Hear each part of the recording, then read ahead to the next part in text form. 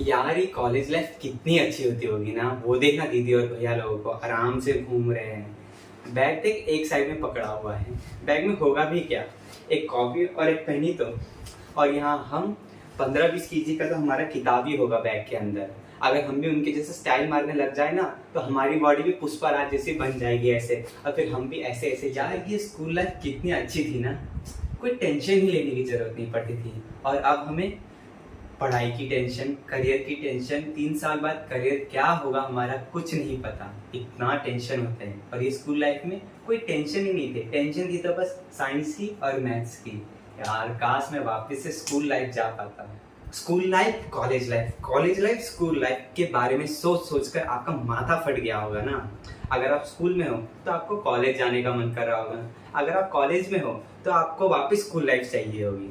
इसी बात का तो आपको कंफ्यूजन होगा ना। तो अब आपको टेंशन लेने की जरूरत नहीं है। Because when your brother is here you don't have to take tension my dear. तो आपको पता ही है मैंने तो अपना स्कूल कंप्लीट ही कर लिया। अब 1 साल बचा है फिर कॉलेज भी कंप्लीट हो जाएगा।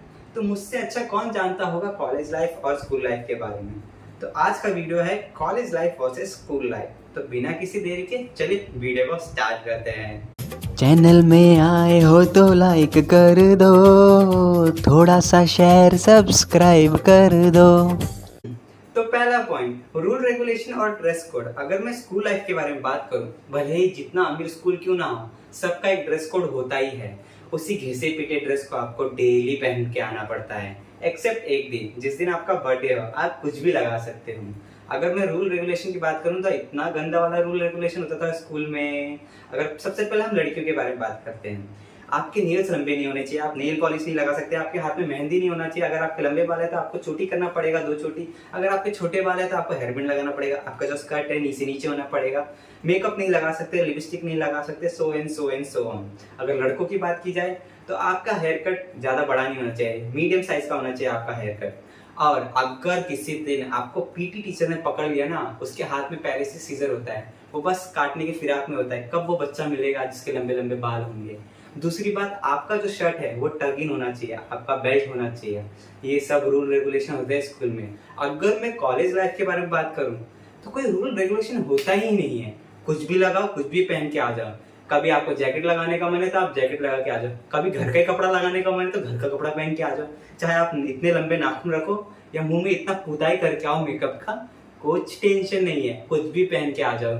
इसलिए कॉलेज लाइफ में आपको टेंशन लेने की जरूरत ही नहीं पड़ती इन चीजों के लिए। There is no rule and regulation in college.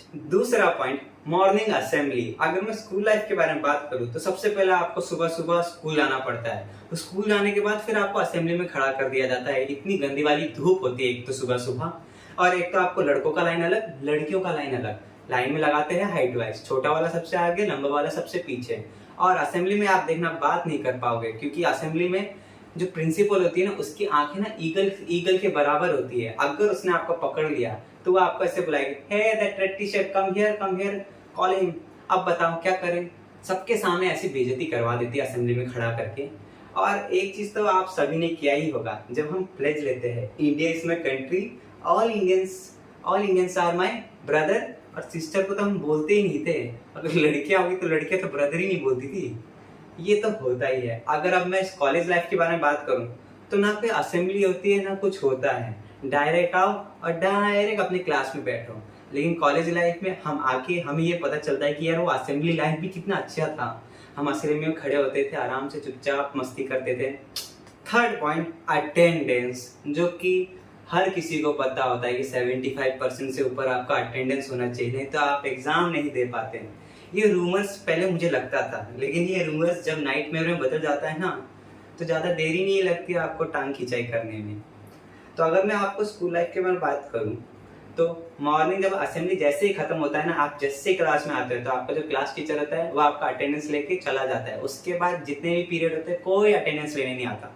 लेकिन अगर हम कॉलेज में जाएंगे ना तो कॉलेज में हर एक आवर में, हर एक पीरियड में, हर एक प्रोफेसर अटेंडेंस लेता है। जिसके वजह से अगर आप एक क्लास मिस कर दिए तो उसका अटेंडेंस किया, 2 क्लास मिस कर दिए तो उसका भी अटेंडेंस चला जाएगा। ऐसे करते करते अगर आपका 75% से कम हुआ तो आपको देना पड़ता है कॉन्डोनेशन। कॉन्डोनेशन भी आप एक ही बार दे सकते हो, दूसरी बार भी हो गया तो आपको उसी सेमेस्टर को रिपीट करना पड़ता है। जो कि बहुत खराब होता है। चलना यार, ये पीरियड बंक करते हैं। ये बात तो आपने बहुत बार सुनी होगी। तो यही है हमारा फोर्थ पॉइंट, बंक लाइफ। अगर मैं कॉलेज लाइफ के बारे में बात करूं तो बंक वर्ड तो कभी आता ही नहीं है मुंह में। जब मर्जी तब निकल जाओ क्लास से, चाहे प्रोफेसर पढ़ाए या ना पढ़ाए, उसके सामने से आप निकल जाओ। आपको टेंशन लेने की जरूरत ही नहीं पड़ती, वो आपकी मर्जी। क्योंकि प्रोफेसर ना आपका नाम जानता है ना आपके बारे में जानता है। क्योंकि इतने सारे बच्चे होते हैं कॉलेज में, वो किसका नाम याद रखेगा, उसको भी कोई मतलब नहीं होता आपसे, आप आओ जाओ। लेकिन अगर मैं स्कूल लाइफ के बारे में बात करूं तो टीचर से आने से पहले ही आप लोगों को रफा चक्कर हो जाना पड़ता है। और दूसरा तरीका है कि आप बाथरूम का परमिशन लेके रफा चक्कर हो सकते हो और आ ही नहीं सकते। तो पांचवा पॉइंट है टीचिंग फैकल्टी। अगर मैं कॉलेज लाइफ के बारे में बात करूं तो जो प्रोफेसर आता है ना पढ़ाने के लिए, उसी को नहीं पता होता कि सिलेबस क्या है और क्या पढ़ाना है। वो चुपचाप आता है, 5 मिनट बोर्ड में कुछ लिख के बोल देता है और बैठ जाता है। उसे तो ना बच्चों के नाम याद है ना अपना सिलेबस के बारे में पता है। उसको तो पता है ये कॉलेज है, कॉलेज में पढ़ता ही कौन है, और एग्जाम में खुद ही मैनेज कर लेंगे। अगर हम स्कूल लाइफ के बारे में बात करें तो टीचर को हर एक बच्चे का नाम याद होता है, चाहे वो रमेश हो, सीता हो, गीता हो, महेश हो, अलाना फलाना लमकाना ढमकाना। और उसको ये भी पता होता है सबसे अच्छा कौन पढ़ता है और सबसे बेकार कौन पढ़ता है। जैसे ही वो अपना चैप्टर पढ़ाएगा ना तो एक एक पॉइंट पढ़ाएगा, और जो सबसे बेकार बच्चा होगा ना पढ़ने में, उसको सबसे आगे रखेगा अपना। क्योंकि उसको पता है कि ये बच्चा पढ़ नहीं पाता तो इसको सबसे आगे रखता है और इसी से मैं सवाल जवाब करूंगा। तो 6th पॉइंट है मार्क्स और रिजल्ट। अगर मैं कॉलेज लाइफ के बारे में बात करूं तो आपके अगर 50 में से 20 भी आ गए ना तो आप बहुत खुश हो जाते हैं, बोलते यार चलो पास तो हो गया। और रिजल्ट की बात रही तो आपका अगर फेल भी हो गए एक सब्जेक्ट में तो नेक्स्ट सेमेस्टर में आप उसका पेपर दे सकते हैं। ये नहीं कि आपको सेम क्लास में बिठा दिया जाए। तो अगर आप फेल भी होते हैं, जिसको हम बोलते हैं बैक लगना, अगर वो भी होता है ना तो हमें टेंशन ही नहीं होता कॉलेज में, क्योंकि लास्ट सेमेस्टर तक तो हम पास कर ही जाएंगे। अगर मैं आऊँ स्कूल लाइफ में तो अगर आपके 40 में से भी 34 आ रहे होंगे ना तो आपको रोना आ जाता है, यार 34 कैसे, यार 6 मार्क्स गए तो गए कहाँ। उसके लिए भी आप टीचर से आना तानी करते हो कि सर आपने मार्क्स क्यों काटा, ऐसे क्यों किया, वैसे क्या किया, ये किया वो किया, फलाना लमकाना ढमकाना। और बात रही रिजल्ट की, अगर आप फेल हो गए ना तो आपको उसी क्लास में बैठना पड़ता है 1 साल के लिए वापिस से, जो कि बहुत बेकार है, एक नाइटमेयर के बराबर है। तो अगर आप पास भी हो गए तो बहुत अच्छी बात है, लेकिन अगर आप फेल हो गए तो आपको उसी क्लास में बैठना पड़ेगा अपने जूनियर्स के साथ। अब आते हैं 7वें पॉइंट में, जो कि सबसे मेरा फेवरेट है, जो कि है फ्रेंड्स। अगर मैं स्कूल लाइफ के बारे में बात करूं तो जो स्कूल के फ्रेंड होते हैं ना वो सबसे प्यारे और दिल के टुकड़े होते हैं। उनके साथ आप हर बात शेयर करते, अपना लंच शेयर करते, अपना नोट शेयर करते, A to Z। उसी को आपके बारे में सब पता होता है कि आप करते क्या। आपकी फैमिली से भी ज्यादा आपके जो स्कूल के दोस्त होते हैं उनको सब पता होता है आपके बारे में।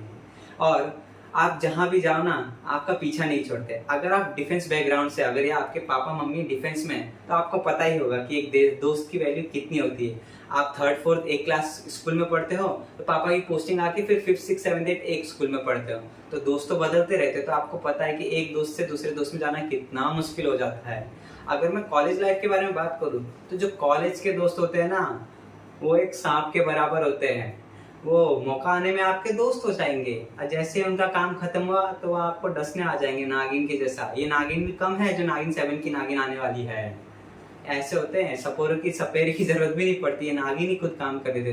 तो ये जो दोस्त होते हैं वो दोस्त नहीं होते, वो सांप होते हैं आपके इस कॉलेज के।